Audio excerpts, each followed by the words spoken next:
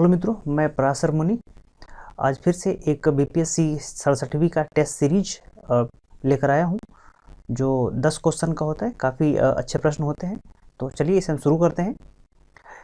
देखिए, पहला प्रश्न आज का है कि निम्नलिखित में से कब्रगाह R37 कहाँ से प्राप्त हुआ है। फिर से एक बार प्रश्न सुनिए कि कब्रगाह R37 कहाँ से प्राप्त हुआ है। ऑप्शन ए है हड़प्पा, ऑप्शन बी है मोहनजोदड़ो, ऑप्शन सी है लोथल और ऑप्शन डी है कालीबंगा और ऑप्शन एफ है इनमें से कोई नहीं है एक से अधिक। तो आप इसका जवाब लगा दीजिए और अब मैं आंसर इसका कर रहा हूँ। तो इसका सही जवाब है ऑप्शन ए हड़प्पा। हड़प्पा से R37 जो कब्रगाह है वो प्राप्त हुआ है। देखिए, हड़प्पा से कांसे के दर्पण भी प्राप्त हुए हैं। हड़प्पा से स्त्री के गर्भ से निकलता हुआ पौधे की मूर्ति भी प्राप्त हुई है।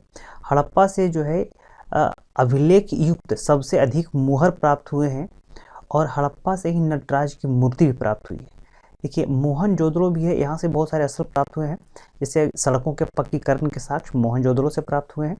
कांसे की नर्तकी जो है वो मोहनजोदड़ो से प्राप्त हुई है और एक सिंह वाला जो पशु है उसका जो मोहर है वो भी मोहनजोदड़ो से प्राप्त हुआ है। कालीबंगा से जुते हुए खेत के साक्ष्य मिले हैं और लोथल जहाँ जो एक बंदरगाह था और यहाँ से जो है खिलौने बनाने के कारखाने भी प्राप्त हुए। तो इसका सही जवाब है ऑप्शन ए। तो आगे बढ़ते हैं। प्रश्न दूसरा है कि निम्नलिखित में से असत्य कथन का चयन कीजिए। याद रखिए, असत्य कथन का चयन कीजिए। ऑप्शन ए है आर्य मूलतः पशुचारक थे। जो आर्यंस थे वो मूलतः पशुचारक थे, ऑप्शन ए है। ऑप्शन बी है आर्यों के पास कवच कुंडल था। ऑप्शन सी है आर्यों का प्रिय पशु गाय था और ऑप्शन डी है आर्य मध्य एशिया से आए थे और ऑप्शन एफ है इनमें से कोई नहीं है एक से अधिक। तो आपको असत्य कथन का चयन करना है। तो असत्य क्या है? तो आप सही जवाब लगाइए और इसका मैं आंसर बताता हूँ। देखिए, आर्यों के जो प्रिय पशु था वो घोड़ा था और पवित्र पशु गाय था। तो ऑप्शन सी जो है इसका असत्य है, ये गलत है। तो इसका सही आंसर हो जाएगा ऑप्शन सी। तो चलिए आगे बढ़ते हैं। देखिए, प्रश्न नंबर 3 है कि निम्नलिखित कथनों पर विचार कीजिए और सत्य कथन का चयन कीजिए। सही कथन बताइए। ऑप्शन ए है अस्थायी बंदोबस्त कुल भूमि का 19% भाग में फैला हुआ था। ऑप्शन बी है रैयतवाड़ी कुल भूमि का 51% भाग में फैला हुआ था और ऑप्शन सी है महालवाड़ी व्यवस्था कुल भूमि का 30% भाग में फैला हुआ था और ऑप्शन डी है इनमें से कोई नहीं है एक से अधिक। तो इसका सही जवाब आप लोगों ने लगा ही लिया होगा। तो देखिए, इनमें तीनों सही है। अस्थायी बंदोबस्त 19% क्षेत्रों में फैला हुआ है, इसे लॉर्ड कॉर्नवालिस ने लागू किया था और इसी अस्थायी बंदोबस्त के व्यवस्था के अंतर्गत ही एक सूर्यास्त कानून आया था 1793 ईस्वी में। और देखिए, रैयतवाड़ी है, तो रैयतवाड़ी जो है 12 महल में पहले लागू किया गया था। बाद यहाँ जो 12 महल में कर्नल रीड ने लागू किया था इसे रैयतवाड़ी व्यवस्था को। उसके बाद मुनरो ने इसे अस्थायी बना दिया था और 51% भाग में इसे लागू किया गया था, ये भी सही है। और महालवाड़ी व्यवस्था जो कुल भूमि का 30% था, ये भी सही है। इसको 1822 में जो है हॉर्ट मैकेंजी ने लागू किया था। ठीक है। और एक बात और याद रखिए कि महालवाड़ी व्यवस्था में कर की दर सबसे अधिक हुआ करती थी। कुछ भूमि पर यहाँ कर की दर जो है वो 95% तक हुआ करती थी। तो कभी कभी क्वेश्चन पूछ लेते हैं कि कर की दर इन तीनों व्यवस्थाओं में से सबसे अधिक कहाँ थी, तो महालवाड़ी व्यवस्था में थी। तो इसका सही जो आंसर है वो हो जाएगा डी, इनमें से एक से अधिक। तो आगे बढ़ते हैं। प्रश्न नंबर 4 है कि निम्नलिखित में से रामसर सम्मेलन कब हुआ था। देखिए, ये प्रश्न तो काफ़ी आसान है। ऑप्शन ए है 1976, ऑप्शन बी है 1971 और ऑप्शन सी है 1854 और ऑप्शन डी है 1992 और ऑप्शन एफ है इनमें से कोई नहीं है एक से अधिक।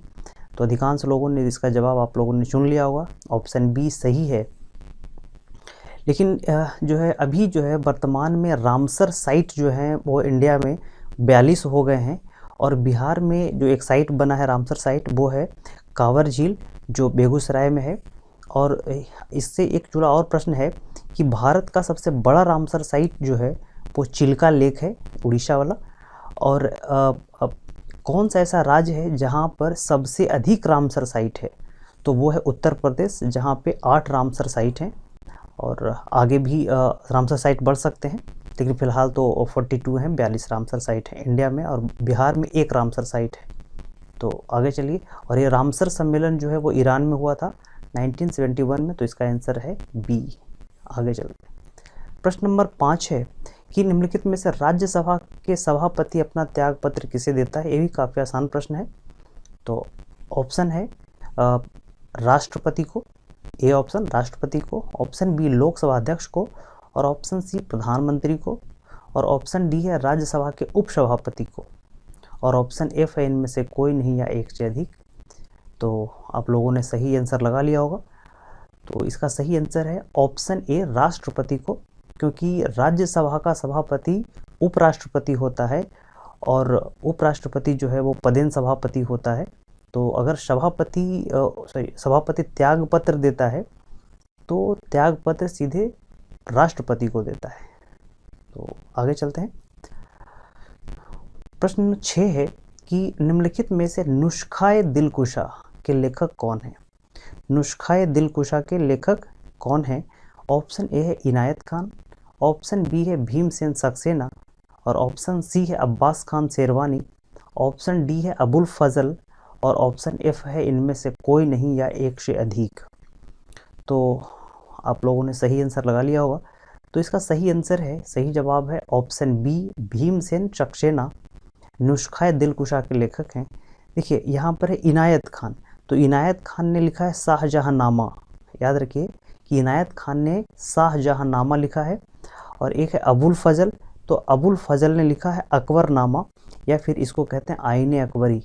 तो अबुल फजल ने अकबरनामा या आईने अकबरी। और यहाँ पे है अब्बास खान शेरवानी, अब्बास खान शेरवानी ने लिखा है तारीख़ शेरशाही। ठीक है, तो अब्बास खान शेरवानी तारीख़ शेरशाही, अबुल फजल अकबरनामा या आईने अकबरी, और इनायत खान शाहजहांनामा, और भीमसेन सक्सेना नुस्खाए दिलकुशा। तो आगे प्रश्न चलते हैं। प्रश्न नंबर 7 कि निम्नलिखित में से वित्त आयोग के संदर्भ में असत्य कथन का चयन कीजिए। असत्य कथन का चयन कीजिए। ठीक है, तो देखिए इसका कि ऑप्शन ए है कि वित्त आयोग का उल्लेख अनुच्छेद 280 में है। ऑप्शन बी है इसका गठन राष्ट्रपति के द्वारा किया जाता है, और ऑप्शन सी है इसमें एक अध्यक्ष और 4 सदस्य होते हैं, और ऑप्शन डी है 15वें वित्त आयोग के अध्यक्ष वाई.बी. रेड्डी हैं, और ऑप्शन एफ है इनमें से कोई नहीं या एक से अधिक। मित्रों देखिए कि यहाँ पे असत्य कथन की बात कर रहा है, सत्य कथन की बात नहीं कर रहा, असत्य कथन की बात कर रहा है। तो इसका सही जवाब है वो है ऑप्शन डी, क्योंकि 15वें वित्त आयोग के अध्यक्ष वाई.बी. रेड्डी नहीं है, 15वें वित्त आयोग के अध्यक्ष एन.के. सिंह हैं, और जो है 14वें वित्त आयोग के जो अध्यक्ष हैं वो हैं वाई.बी. रेड्डी। तो यहाँ पे ऑप्शन हो जाएगा डी कि ये गलत है। तो आगे चलते हैं। अगला प्रश्न है कि विषुवतीय जलवायु के संदर्भ में असत्य कथन का चयन कीजिए। याद रखिए फिर से असत्य कथन है, तो ध्यान से इसे पढ़ेंगे। ऑप्शन ए है कि इसका विस्तार महाद्वीपों के पूर्वी भाग में होता है। ऑप्शन ए है कि इसका विस्तार महाद्वीपों के पूर्वी भाग में होता है। ऑप्शन बी है यहाँ संवहनीय वर्षा होती है। ऑप्शन सी है यहाँ ऋतु में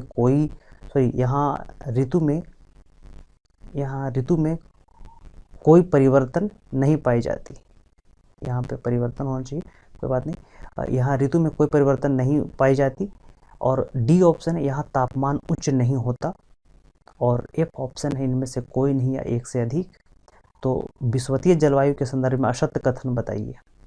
देखिए विषुवतीय जलवायु का जो पहला फीचर होता है कि यह जो है महाद्वीपों के पूर्वी भाग में पाया जाता है, और 0 डिग्री अक्षांश से लेकर के लगभग 30 डिग्री अक्षांश तक दोनों गोलार्धों में महाद्वीपों के पूर्वी भाग में पाया जाता है। तो ये सही है, ऑप्शन ए सही है। यहाँ संवहनीय वर्षा होती है, बिल्कुल सही है ये, बी ऑप्शन भी सही है। यहाँ ऋतुएं नहीं होती, ये भी सही है कि विषुवतीय जलवायु में ऋतुएं नहीं होती, एक ही प्रकार की ऋतु होती है, तो ये भी सही है। और ऑप्शन डी यहाँ तापमान उच्च नहीं होता, ये गलत है, क्योंकि यहाँ तापमान उच्च होता है और उच्च तापमान होने के कारण यहाँ पे अधिक वर्षा होती है। तो ऑप्शन डी गलत है, तो इसका सही जवाब हो जाएगा ऑप्शन डी। आइए 9 नंबर प्रश्न पे चलते हैं कि निम्नलिखित में से प्रवाल विरंजन का मुख्य कारण क्या है। देखिए, प्रवाल विरंजन का मुख्य कारण, प्रवाल विरंजन का मतलब होता है प्रवाल का क्षरण हो जाना, प्रवाल का विघटन हो जाना, प्रवालों का जो है मर जाना एक टाइप से। तो प्रवाल विरंजन का मुख्य कारण क्या है? ऑप्शन ए है अम्लीय वर्षा, ऑप्शन बी है एल नीनो, ऑप्शन सी है ग्लोबल वार्मिंग और ऑप्शन डी है दूषित जल और ऑप्शन एफ है इनमें से कोई नहीं या एक से अधिक। तो इसका सही जवाब है एफ, क्योंकि इनमें से सभी जो है प्रवाल विरंजन के कारण हैं। प्रवाल विरंजन जो है इन सभी कारणों से समाप्त हो जाता है, सॉरी प्रवाल जो है इन सभी कारणों से विरंजित हो जाता है, समाप्त हो जाता है, मर जाता है और प्रवाल के लिए स्वच्छ जल चाहिए ताकि वो जीवित रह सके। तो अब ऐसे भी देखिए इसमें कुछ और प्रश्न इससे जुड़े हुए हैं, क्योंकि दुनिया में सबसे बड़ा प्रवाल भित्ति जो है वो ऑस्ट्रेलिया में, उत्तर पूर्वी ऑस्ट्रेलिया में कोरल उसका देखिए उसका नाम है ग्रेट बैरियर रिफ, और भारत में जो लक्षद्वीप है वो कोरल द्वीप है। तो इस प्रकार से आप इसे देख सकते हैं। अब 10वां प्रश्न है कि बंगाल के किस नवाब ने मुंगेर में अपनी राजधानी बनाई थी। तो बंगाल के किस नवाब ने मुंगेर में अपनी राजधानी बनाई थी? तो ऑप्शन ए है मानिकचंद, ऑप्शन बी है मीर कासिम और ऑप्शन सी है मीर जाफर और ऑप्शन डी है सिराजुद्दौला और ऑप्शन एफ है इनमें से कोई नहीं या एक से अधिक। तो मुंगेर में अपनी राजधानी किस नवाब ने बनाई थी? तो इसका सही जवाब है मीर कासिम। ठीक है, तो मीर कासिम ने जो है मुंगेर में राजधानी बनाई थी।